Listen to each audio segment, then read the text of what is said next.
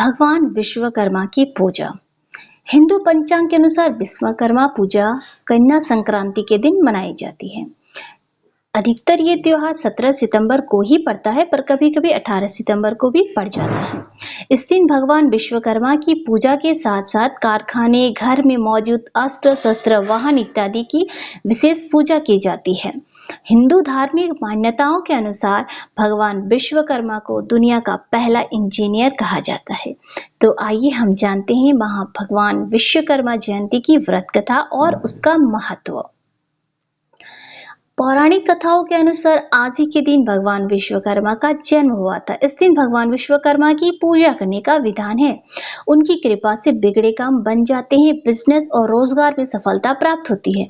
दुनिया के पहले वास्तुकार एवं इंजीनियर कहे जाने वाले विश्वकर्मा जी ने इस सृष्टि की रचना करने में परम पिता ब्रह्मा की सहायता की थी। उन्होंने सबसे पहले इस संसार का मानचित्र तैयार किया था।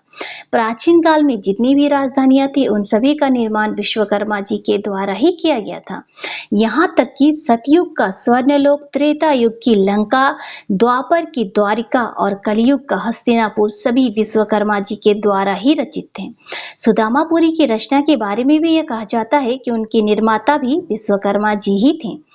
इससे यह पता चलता है कि धन्य धान्य की अभिलाषा करने वाले भगवान विश्वकर्मा की पूजा अवश्य करनी चाहिए। विश्वकर्मा जी को देवताओं के शिल्पी के रूप में विशिष्ट स्थान प्राप्त है।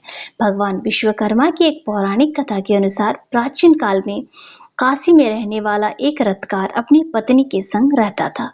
वह अपने कार्य में निपुण तो था, लेकिन स्थान स्थान घूमने पर भी वह भोजन से अधिक धन प्राप्त नहीं कर पाता था।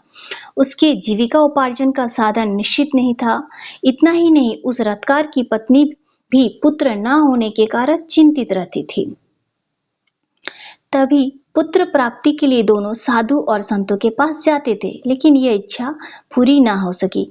तब एक पड़ोसी ब्राह्मण ने रथकार से कहा कि तुम दोनों भगवान विश्वकर्मा की शरण में जाओ, तुम्हारी सभी इच्छाएं अवश्य ही पूरी होगी। और अमावस्या तिथि को व्रत कर भगवान विश्वकर्मा का महत्व सुनो।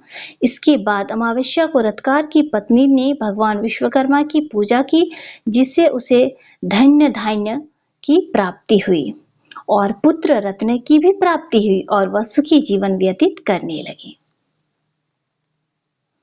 तो इस दिन भगवान विश्वकर्मा की पूजा करने का विशेष महत्व है। आप सब भी भगवान विश्वकर्मा की पूजा करें और इस कथा को सुने, जिससे कि आपको भगवान विश्वकर्मा की पूजन का फल प्राप्त हो। और ऐसे ही और भी भगवान की कहानियां जानने के लिए, भगवान से जुड़ी कथा जानने के लिए चैनल को सब्सक्राइब करिएगा, वीडियो को लाइक कीजिएगा, अधिक से अधिक शेयर करिएगा। श्री शिवाय नमस्ते।